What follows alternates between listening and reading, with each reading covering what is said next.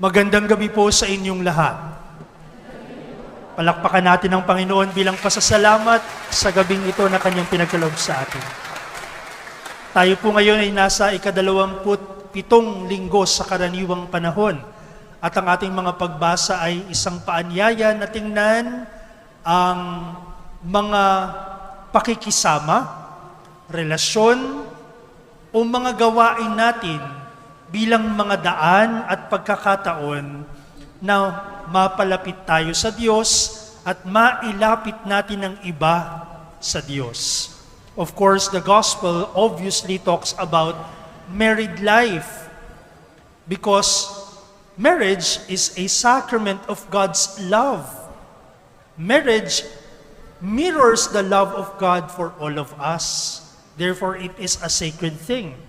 But let us not be too simplistic in our understanding of this. Jesus is not only referring to married couples today. He is addressing all of us. Lahat tayo. Sabi sa Ebanghelyo, si Jesus daw ay sinubok ng mga Pariseo. At ang tanong nila, okay ba or naaayon ba sa kautusan na hiwalayan ng lalaki ang kanyang asawa? At ang sagot ni Jesus ay hindi oo o hindi. Instead, Jesus brought them back to Moses. Parang ibinalik ng Panginoon yung tanong sa mga Hudyo dahil si Moises ang pundasyon at basihan ng isang buhay na sumusunod sa kautusan ng Diyos. Kaya ang tanong niya, ano bang sabi ni Moises? It's like telling them, di ba dapat alam nyo yan? Di ba dapat master nyo na yan? And so the Pharisees responded to Jesus and said, well, sabi ni Moises, we can write a bill of divorce. Pwede namin bigyan ng lagda ng paghihiwalay at paalisin, dismiss the woman. Okay, sabi ni Jesus. But in the beginning, it was not so. Sa pasimula, hindi ganyan. Meaning to say, tao na lang ang lumikha ng pamamaraang yan. Pero, side question, talaga bang inutusan ni Moises ang mga Hudyo, ang mga Israelita na pwedeng hiwalayan ng kanilang asawa? To be precise about it, no. Because that has been a culture among peoples in the past, especially that the Israelites lived for many years in Egypt. At doon, kakaiba ang buhay nila. And so, they were able to imbibe yung mga kaugalian at tradisyon at mga gawa ng ibang mga nasyon, ibang mga bayan. Kaya yung paghihiwalay nila ay hindi utos ni Moises. But why did Moses permit them to write a bill of divorce? The purpose was to protect the women. Kailangan may kasulatan, pinayagan ni Moises na magkaroon ng kasulatan para ang babae ay maingatan. Dahil kung hindi, anong mangyayari? Kunwari may mag-asawa at biglang iniwan na mister si Mrs., anong unang mangyayari? Ang mga chismosa, mayroong party. Yan ang unang mangyayari, no? Pag-uusapan at ang dignidad ng babae ay tatapakan. Dahil sa isip ng pamayanan, kapag ang babae iniwan ng lalaki, si babae ang may ginawang masama. And it can even come to a point that a woman can be stoned to death because of that. And so in that bill of divorce, which Moses allowed them to write, indicated that this woman is free.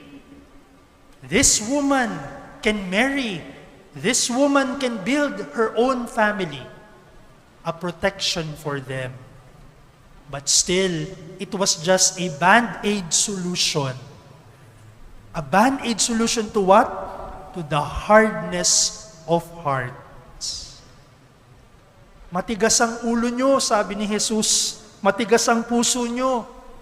Kaya kayo pinayagang gawin yan. Pero nung simula, hindi naman ganyan. Ano ba yung simulang tinutukoy ni Jesus? If you listen to the readings, the first reading is about the story of creation. Ang paglilikha. Ikinuwento sa atin paanong nilikha ang sanlibutan at ito'y nagtapos sa paglilikha sa lalaki at sa babae. And there is something that we have to understand here. In that gradual process of creation, have you ever asked that question? Bakit kaya ganun yung paglikha ng Diyos? Pwede namang andyan na lahat. Kaya niyang gawin yun. Pero hindi niya ginawa. God made sure that we witness how gradual life grows in this world. Sa kanyang paglikha. At doon sa paglikhang yun, binigyan niya ng kapangyarihan ng tao na na pangalanan ang kanyang nilikha. Kung ano yung makita niya, at tawagin ito ng kung ano ng tao, iyon ang magiging pangalan ng nilikhang iyon. God gave man a share in His creative power. But let us understand that naming of man, of things that God created, is only a recognition of what God has already did. What He has already finished. Ginawa na ng Diyos, inisip na ng Diyos. Hindi tao ang lumikha, Diyos ang lumikha. And so man merely recognizes what God has created. Look at that word, recognition. Recognition. Man merely rethinks of it. He is not the creator. And in that recognition, sa kanyang pag-iisip sa nilikha ng Diyos, ay nakikita niya ang dignidad at respeto para sa nilikha ng Diyos. Why are we mentioning the story of creation? You know, in ancient history, especially in scriptures, it is interpreted, the story of creation is interpreted as a story of the creation of the temple of God here on earth. Paradise is the throne of God. In the prophet Isaiah, we can hear those words, I have chosen Zion as my dwelling place, my footstool. Ako'y mananahan sa bahay na ito, sa templong ito. At ang paraiso ay templo.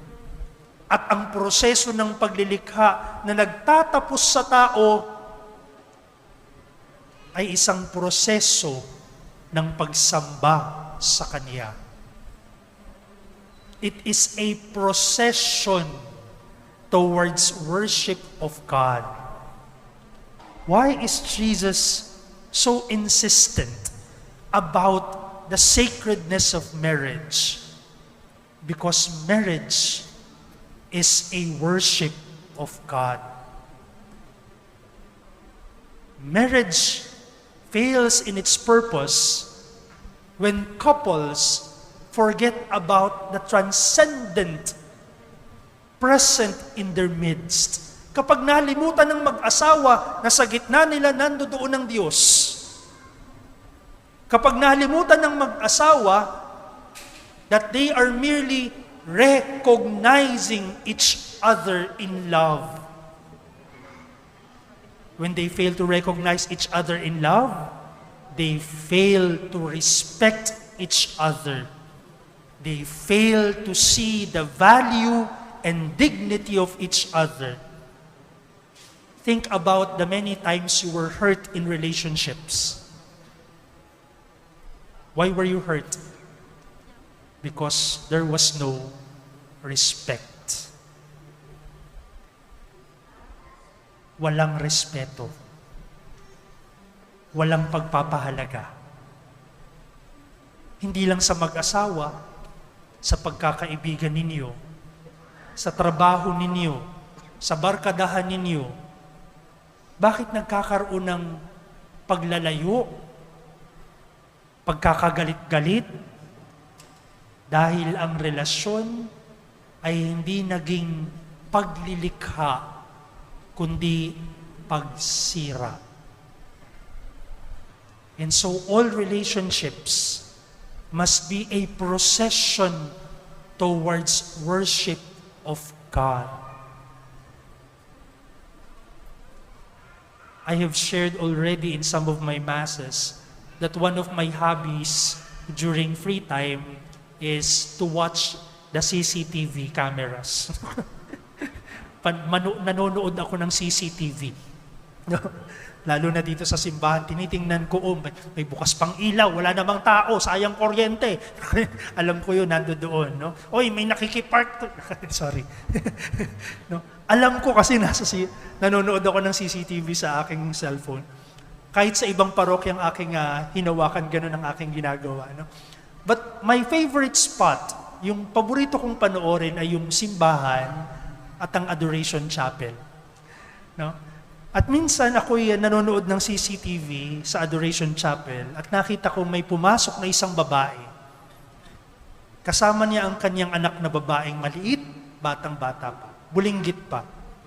Pagpasok ng Adoration Chapel, yung anak niyang babae naglilikot na, takbo ng takbo, kinakalikot yung mga kung ano yun nandun sa Adoration Chapel.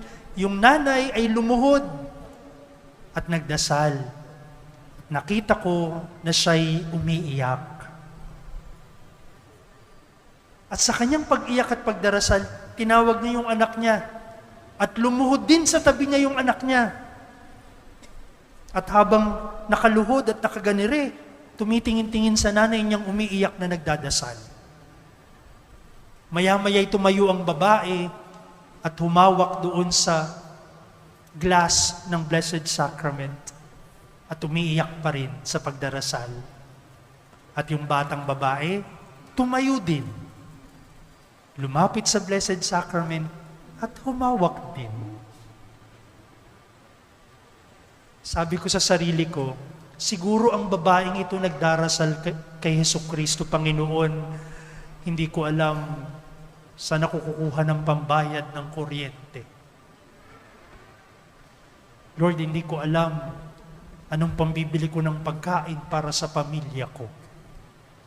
Lord, hindi ko alam kung maibibigay ko sa anak ko ang magandang kinabukasan. Lord, hindi ko alam kung may mababaon siya sa kanyang pag-aaral o makakapag-aral ba siya. Pero alam nyo, naisip ko rin na sa puntong iyon, mayroong binibigay ang nanay sa kanyang anak na isang yaman na hindi matutumbasan. Yung pagtitiwala sa Diyos. I always tell people, whenever I get the opportunity, we may never be able to give all the riches of this world to our children. But to teach them to pray, to teach them to love God, to teach them respect for their neighbor, ito'y mga yaman na walang makakapagnakaw sa kanila, leading them closer to God. Sa gabing ito, tingnan natin ang ating mga relasyon, ang ating mga pamilya, kaibigan, kakilala.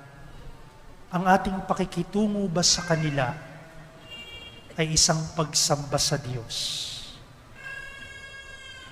Ang mga naiisip, nasasabi, at nagagawa ba natin ay nagiging paraan upang sila'y mapalapit sa Panginoon?